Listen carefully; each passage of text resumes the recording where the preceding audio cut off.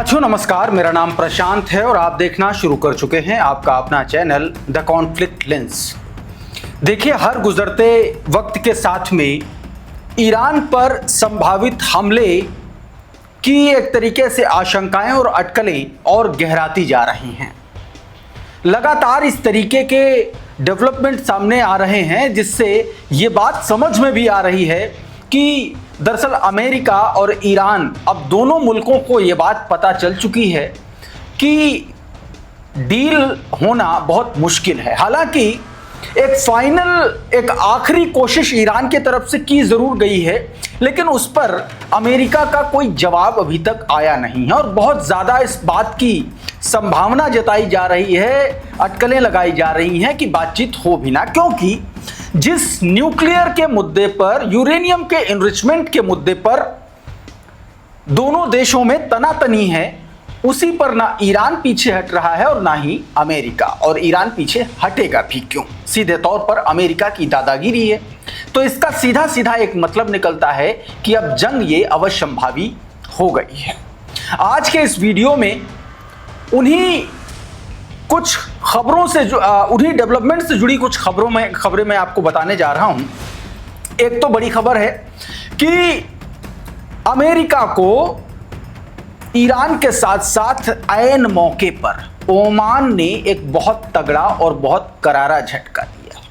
ये वही ओमान है जो कुछ वक्त पहले तक मध्यस्थ की भूमिका निभा रहा था, लेकिन अब ओमान का सारा फोकस ईरान पर और स्टेट ऑफ हॉर्मुज पर है, उसके साथ मिलकर के। अभी उस खबर के बारे में बताऊंगा और जिसकी वजह से डोनाल्ड ट्रंप और बौखलाया हुआ है, बिलबिलाया हुआ है। उधर माफ कीजिएगा, हिजबुल्लाह ने साउथ लेबनान में एक बड़ी घटना को अंजाम दिया है, उससे जुड़ी खबर।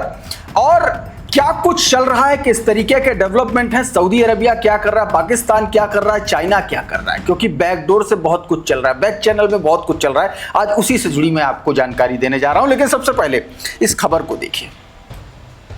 अब ये जो खबर है ये अपने आप में बहुत कुछ बयां करती है। कहा जा रहा है कि ट्रंप की धमकियों के बावजूद ईरान और ओमान स्टेट ऑफ हॉर्मुज पर टोल लगाने के लिए बातचीत कर रहे हैं। मतलब लगातार डोनाल्ड ट्रंप एक तरफ धमका रहा है ईरान को, दूसरी तरफ अब उसके साथ ओमान भी आ गया है ईरान के साथ कि टोल की जो बात चल रही है स्टेट ऑफ हॉर्मुज में वो सही, और उस पर बातचीत कर रहे हैं। आपको पता है कि स्टेट ऑफ हॉर्मुज की दोनों तरफ की जो एक तरीके से आप कह लीजिए कि जो किनारे लगते हैं, एक तरफ का ओमान और दूसरी तरफ का ईरान, यानी कि स्टेट ऑफ हॉर्मुज पर अगर किसी का कब्जा होना चाहिए तो ये वही दोनों मुल्क हैं। और इसी वजह से ईरान और ओमान दोनों ही टोल के पक्ष में हैं। ईरान और ओमान स्टेट ऑफ हॉर्मुज से गुजरने वाले जहाजों की फीस वसूली के सिस्टम को लेकर के बातचीत कर रहे हैं। न्यूयॉर्क टाइम की एक रिपोर्ट के मुताबिक ईरान की नई बनाई गई Persian gulf state authority PGSA ने यह कहा है कि उसने हॉर्मुज स्टेट के मैनेजमेंट सुपरविजन एरिया की सीमा तय कर दी है। अथॉरिटी के मुताबिक यहां से गुजरने के लिए अब परमिट जरूरी होगा। तो यह एक बड़ी खबर है। उधर अमेरिका और इजराइल द्वारा ईरान पर संभावित हमले के मद्देनजर ईरान की कुछ तैयारियों की तस्वीरें निकल के सामने आई हैं। एक्सक्लूसिव तस्वीरें हैं, मैं आपको उन तस्वीरों से को दिखाना चाहता हूं। जरा सबसे पहले इस वीडियो को देखिए। बताया जा रहा है कि ईरान की जो आप कह लीजिए कि जो नई मिसाइलें हैं वो सीधे तौर पर ये उनकी तस्वीरें हैं जो आप अपनी स्क्रीन पर देख रहे हैं कि किस तरीके से उनका डिप्लॉयमेंट शुरू हो चुका है। ईरान इन्फो 24 नाम का एक ट्विटर हैंडल है, उसने ये वीडियो शेयर किया और बताया गया कि Iranian guided missile are the reportedly entering service. बताया गया कि सर्विस में उनको इंट्रोड्यूस करवाया जा रहा है जो ज़्यादा खतरनाक हैं और ज़्यादा अत्याधुनिक हैं। The time has come to the teach America a lesson. बताया गया कि अमेरिका को सबक सिखाने का वक्त आ चुका है। Supporters declare as a tension continue to rise across the region. ये बात दोस्तों कही जा रही है और इसीलिए इसको लेकर के खबरें लगातार जो है सामने भी आ रही हैं। दोस्तों, एक और तस्वीर है जिससे बढ़ती हुई टेंशन के मद्देनजर जिसको देखा जा रहा है। जरा ये तस्वीर देखिए ये बताया जा रहा है कि रूस ने जो है अपने डिप्लोमेट्स को ईरान से बाहर निकाल लिया है और उनको तुर्कमेनिस्तान एक तरीके से शिफ्ट करने की बात कही जा रही है।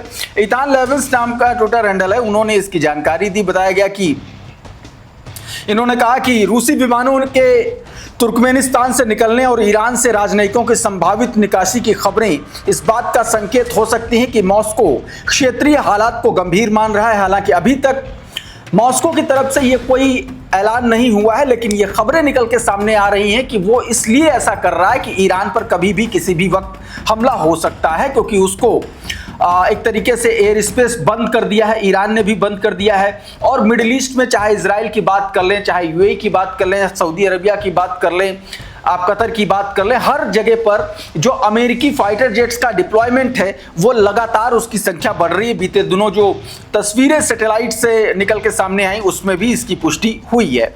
अच्छा, इन तमाम सारी घटनाओं को लेकर के डोनाल्ड ट्रंप ने अपने बैक टू बैक, मतलब अमेरिका में सुबह होते हुए, यानी कि जब आप ये वीडियो देख रहे हैं रात का वक्त हो रहा होगा, लेकिन सुबह होते ही अमेरिका में डोनाल्ड ट्रंप ने बैक टू बैक कई ट्वीट किए। ये ट्वीट इशारा करते हैं कि कुछ बड़ा होने जा रहा है। देखिए, ये डोनाल्ड ट्रंप का एक ट्वीट है जो सोशल ट्रूथ पर उन्होंने किया।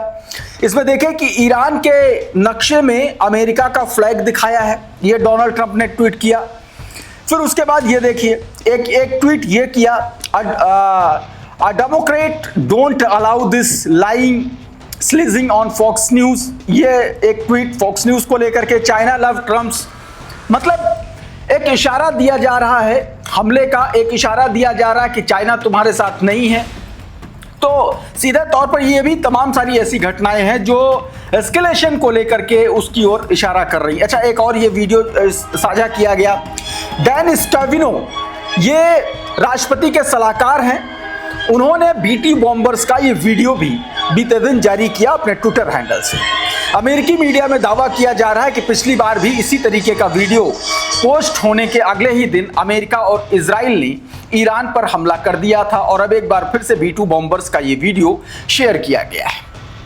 उधर बाघेर घालीबाफ ने एक बड़ा बयान दिया और इसको सीधे तौर पर माना जा रहा है कि ईरान भी पूरी तरीके से तैयार है। आपकी स्क्रीन पर क्रडल की ये खबर है, देखिए जरा। इसमें बताया गया घालीबाफ ने ये बीते दिन एक ट्वीट किया, शनिवार को सोशल मीडिया प्लेटफॉर्म एक्स पर एक ट्वीट किया।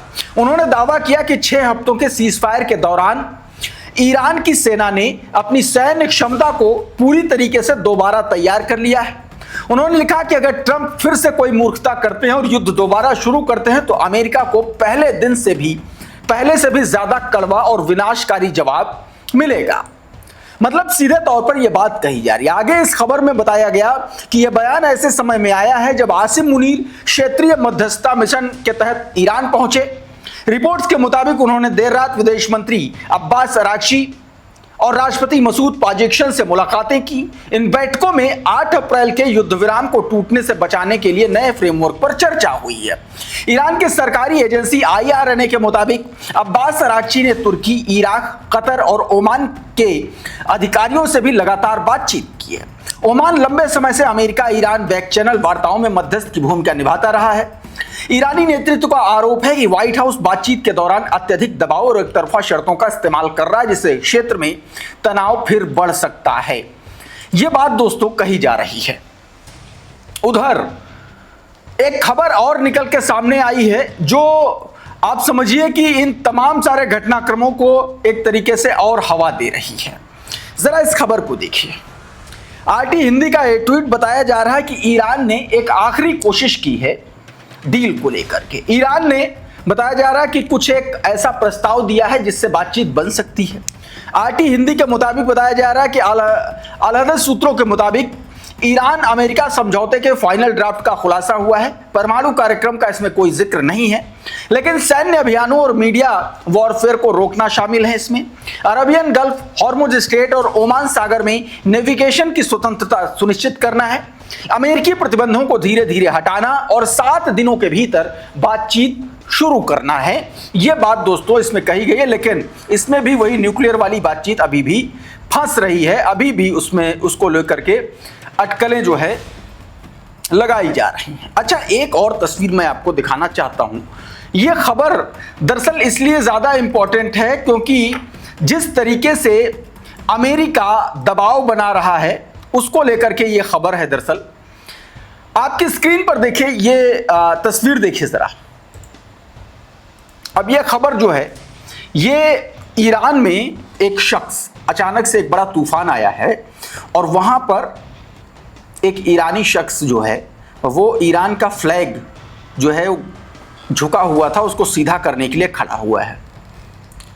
अब आप ये सोचिए कि ये वही ईरान है जिसको अमेरिका दबाव में लेना चाहता है और ये ईरान का एक आम शख्स है, आम नागरिक है। उसकी ये सोच है अपने देश के सम्मान स्वाभिमान के प्रति, अपने देश के झंडे के प्रति। राजू शाह लिख रहे हैं कि ईरान में 108 किलोमीटर की रफ्तार से तूफान आया। जब एक ईरानी नागरिक ने देखा कि उसका झंडा झुक रहा है तो खुद उस झंडे को पकड़कर खड़ा हो गया। ये एक देशभक्ति का उदाहरण है, ये बात दोस्तों कही गई है। उधर दोस्तों एक और बड़ी खबर निकल के सामने आई और ये खबर Israeli war minister Ben Gvir से जुड़ी हुई है। बेन गवीर किसी भी वक्त गिरफ्तार हो सकता है, उस पर जबरदस्त और कड़े प्रतिबंध लगा दिए हैं फ्रांस ने। हुआ क्या है ये मैं आपको सबसे पहले इस वीडियो को देखिए। ये बीते दिनों जो ग्लोबल समिट फ्लोटिला के जो मानवाधिकार कार्यकर्ता थे उनके साथ बदसलूकी, बदतमीजी और उनके हैरेसमेंट का ये वीडियो है और ये बेन गवीर है।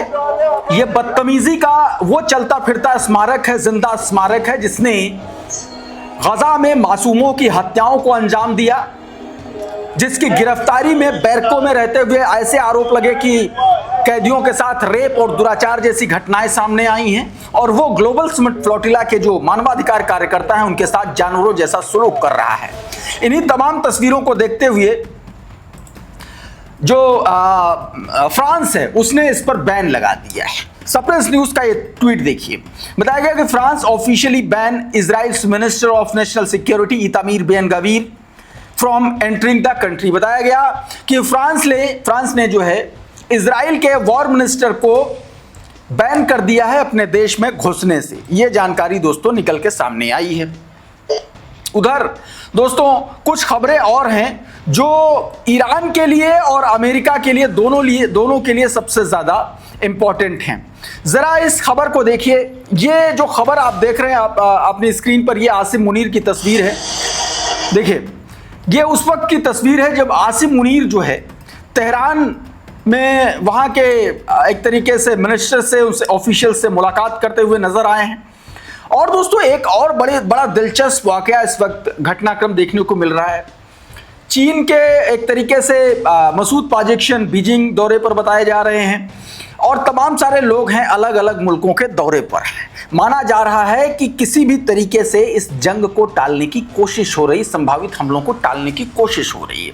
और सबसे बड़ी वजह यही है कि अगर हमला हुआ तो इस बार पूरी दुनिया तबाही की कगार पर पहुंच जाएगी। ये हमला, ये अटैक, ये युद्ध, ये जंग सिर्फ 2 या 3 देशों के बीच नहीं है।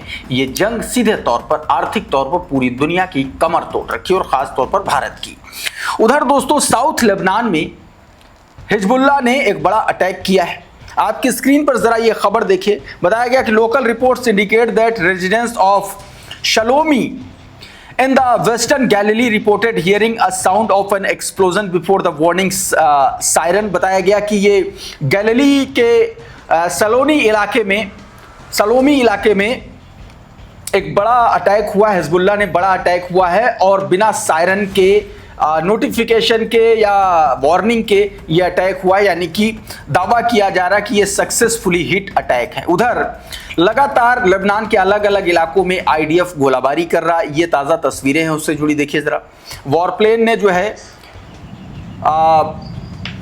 टायर इलाके में ये घटनाक्रम अंजाम दिया है, उससे जुड़ा ये वीडियो क्रडल ने अपने सोशल मीडिया प्लेटफॉर्म पर शेयर किया है। लगातार दोस्तों इस तरीके की घटना निकल के सामने। अच्छा, एक और बड़ी खबर है। खबर दरअसल चीन और ताइवान के बीच में जो तनाव है, जो टेंशन है, उससे जुड़ी है। ये वीडियो देखिए। ताइवान ने कहा है कि चाइना ने जो है ज़बरदस्त तरीके से नेवल एक तरीके से बिल्डअप किया है उसके खिलाफ। 100 से ज़्यादा वॉरशिप उसने डिप्लॉय किए हैं across the first island chain.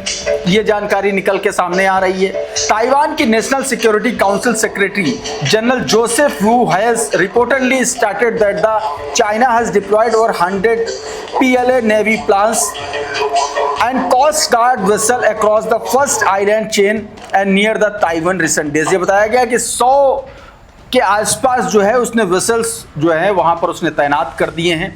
और आपको पता है कि बड़े लंबे समय से ये तनातनी वहां पर चल रही थी और इसी तनातनी के मद्देनज़र डोनाल्ड ट्रंप ने जैसे ही हाथ पीछे खींचा है ताइवान से, वैसे ही उधर चाइना जो है आप कह लीजिए कि धावा बोलने की तैयारी कर रहा है। एक खबर दोस्तों सूडान से जुड़ी। सूडानी आर्मी ने दोस्तों एक यूएई का जो ड्रोन है उसको मार गिराया है। ये उसका वीडियो है, आपकी स्क्रीन पर देखिए सर। ये सूडान की आर्मी ने यूएई का ड्रोन जो है वो मार गिराया है। उससे जुड़ा वीडियो है, आप साफ तौर पर देख सकते हैं। तो दोस्तों अभी के इस वीडियो में बहरहाल इतना ही। बहुत बहुत शुक्रिया, बहुत बहुत धन्यवाद। आप जुड़े रहिए आपके अपने channel the conflict lens TCL के साथ। नमस्कार।